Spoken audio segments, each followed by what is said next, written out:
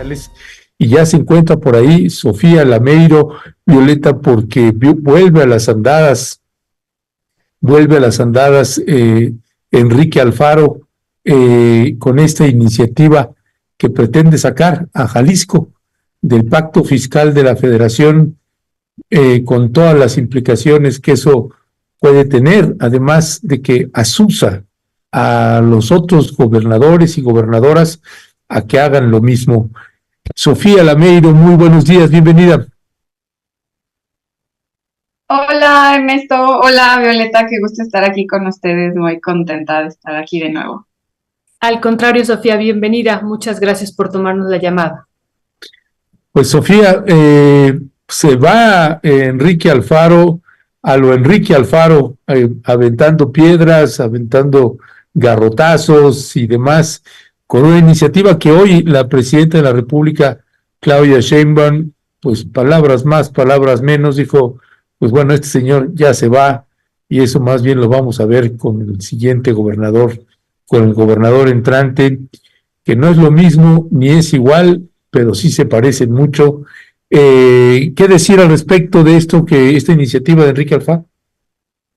Bueno, lo primero es que es una iniciativa vieja que ya había estado utilizando en la discusión pública, pero que obviamente no había tenido suficiente eco, pero sobre todo ni siquiera tenía sentido, ¿no? Es una iniciativa que es muy peligrosa para las finanzas de un estado como Jalisco, porque pues no ha tenido una salud financiera desde hace muchos años, pero además también en el sexenio de Enrique Alfaro, pues aumentó significativamente el endeudamiento, casi 4 veces, si no me equivoco, se solicitó deuda en el Estado y tenemos ahora un endeudamiento del 63%, ¿no? Entonces esto nos habla de pues un Estado que no tiene suficientes ahorros, no tiene una administración y una gestión de sus recursos adecuada y que pues bueno, esto del pacto fiscal, más allá de ser una conversación sana que incluso podría ser productiva para el país, siempre se ha utilizado por parte de Enrique Alfaro y del Movimiento Ciudadano como una especie de amenaza ante pues no cumplir ciertos gustos o ciertas cuestiones específicas del presupuesto que está exigiendo Jalisco, ¿no? También considerando que va a ser el primer año de este sexenio, tanto del de Claudia Sheinbaum como el próximo gobernador Pablo Lemus, pues ya hay una exigencia para los proyectos prioritarios de Jalisco, cuando se ha hablado de que ahorita pues están haciendo los estudios y por eso no se está considerando tanto presupuesto, ¿no? Creo yo que ya pues hacer este tipo de aseveraciones como que está maltratándose a Jalisco, que no se le está designando los recursos necesarios, que se está queriendo pues echar a un lado Jalisco, pues son puras falacias y más bien se intenta hacer más una nota a partir de estas declaraciones que realmente aportar elementos suficientes para este tipo de conclusiones, ¿no? En mi opinión, creo yo que pues es triste que el gobernador insista en esto, porque incluso en el 2021, cuando surgió por primera vez la conversación, hubo una consulta ciudadana respecto a este tema, ¿no? Y bueno, al menos en Jalisco debe tener un 33% de votación para que sea vinculante y de los 6 millones de votantes que hay en Jalisco solamente votaron menos de medio millón, ¿no? Entonces esto nos habla de que pues no hay ni siquiera un interés por parte de la población por este tipo de asuntos, pero además pues nos está hablando de que hubo un mensaje en esa consulta en el 2021 de que no se necesitaba salir del pacto fiscal, ¿no? Y que a pesar de eso, pues Enrique Alfaro, al igual que Pablo Lemus, pues están no escuchando a la ciudadanía y queriendo pues utilizarlo a su gusto y como ellos prefieran, ¿no? Muchísimas gracias, Sofi, por esta explicación que nos das de entrada. Y esta mañana la presidenta ya señalaba que no es entendible y quizá valdría la pena comentar, Sofi, aquí a la audiencia, que tenemos una ley de coordinación fiscal a nivel federal y que hay fórmulas, y esta mañana hay fórmulas un poco complejas, incluso nos hemos reído aquí en Rompeviento TV de estas fórmulas, porque decimos, no, pues están muy fáciles de entender, pero bueno, unas fórmulas que se incluyen en esta ley de coordinación fiscal de cómo se hace el cálculo para entregar a cada una de las entidades los diferentes programas que ya están etiquetados, ramo 33 y otros que ya vienen en el presupuesto de egresos de la Federación. Pero en estas fórmulas, Sofía, y eso es lo que yo quisiera preguntar tú y pedir tu reflexión, pues se incluye el Producto Interno Bruto, se incluye la situación de pobreza de cada una de las entidades y otros elementos, ¿no? También el PIB per cápita, otros elementos que me parecen importantes. Y la argumentación que da Enrique Alfaro es si nosotros pagamos más, dice él, ¿no? En el estado de Jalisco, pues nosotros seríamos los que deberíamos de recibir más. Ese es como su razonamiento. Y lo que ha dicho esta mañana la presidenta, pensando y basándose en esta ley de coordinación fiscal, aunque no la menciona, es que, pues, ¿dónde quedan los estados más pobres del país, ¿no? En esta parte de ser solidarios, de apoyar a este tipo de entidades.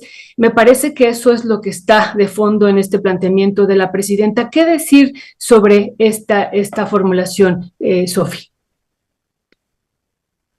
Sí, claro. Lo primero es que sí, valdría la pena, sería importante una reflexión sobre las fórmulas que hay del pacto fiscal, ¿no? Y cómo se conforman las participaciones de cada uno de los estados. Y sí valdría la pena hacer esa reflexión, creo yo, pero es una conversación que le corresponde específicamente al Congreso Federal. No tiene nada que ver el Congreso local, no tiene atribuciones y también estos, como vimos, declaraciones contra el gobierno federal, específicamente la Secretaría de Hacienda y la doctora Claudia Sheinbaum, pues la realidad es que de nuevo esta conversación le corresponde al Congreso Federal. Si hubiera realmente una necesidad por parte de los estados por revisar todo lo que tiene que ver en el pacto fiscal y lo que aportan los estados, pues valdría la pena que se involucraran al resto de los estados, cosa que no ha hecho por parte de Movimiento Ciudadano ni Pablo Lemus ni Enrique Alfaro, que incluso Enrique Alfaro en el 21 cuando lo intentó, la verdad es que no prosperó porque ninguno del resto de los estados que estaban en esta alianza federalista, no sé si la recuerdan, el que había, pues la mayoría eran gobernadores de oposición, la realidad es que pues no era una conversación que interesara porque también no hay elementos suficientes para decir que es realmente injusta. La realidad es que, por ejemplo, estados como el Estado de México, la Ciudad de México, son los que realmente aportan más al presupuesto federal y que además muchos de los recursos que hay en el presupuesto federal pues son de la misma federación, ¿no? Cuando pensamos en de dónde recaudamos impuestos, pues de dónde recaudamos recursos,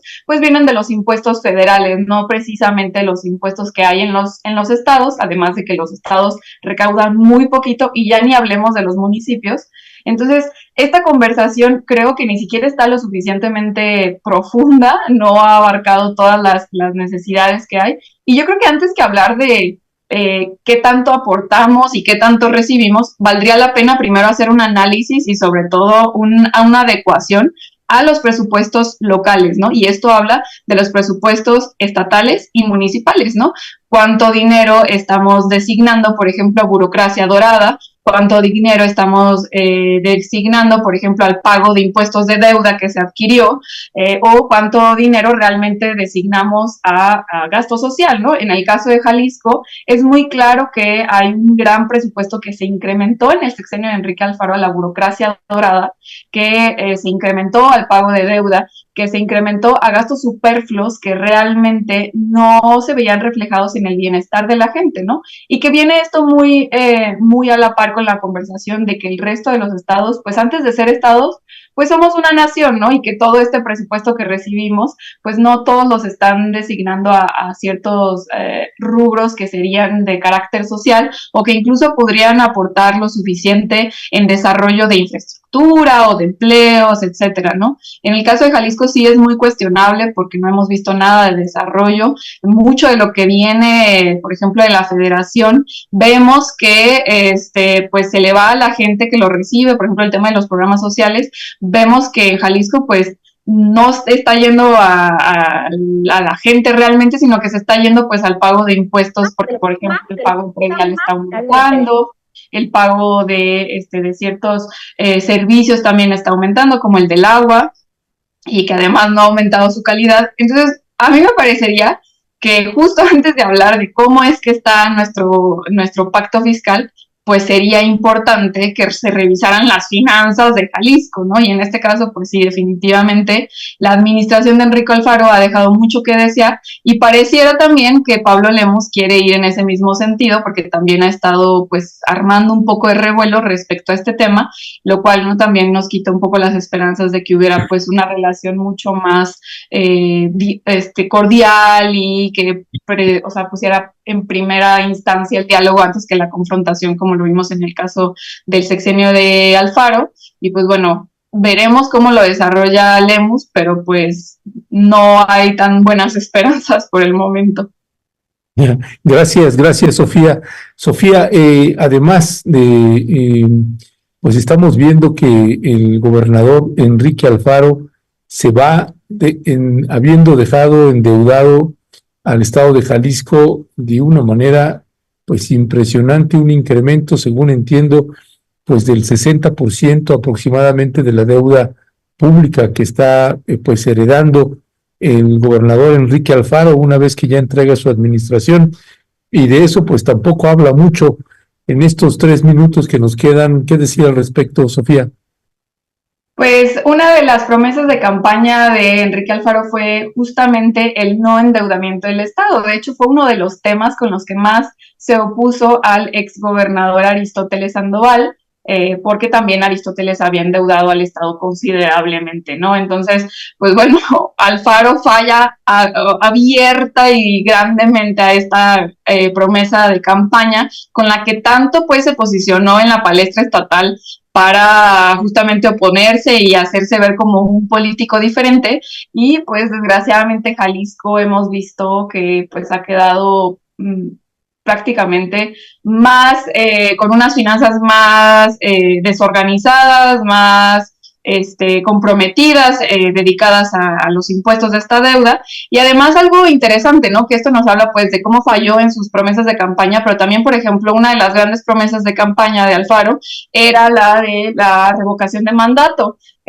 un ejercicio que tampoco aplicó en su sexenio, desgraciadamente, y que prefirió, por ejemplo, aplicar una consulta ciudadana como la del pacto fiscal, que realmente no era de interés tan amplio ni necesario en el momento, ¿no?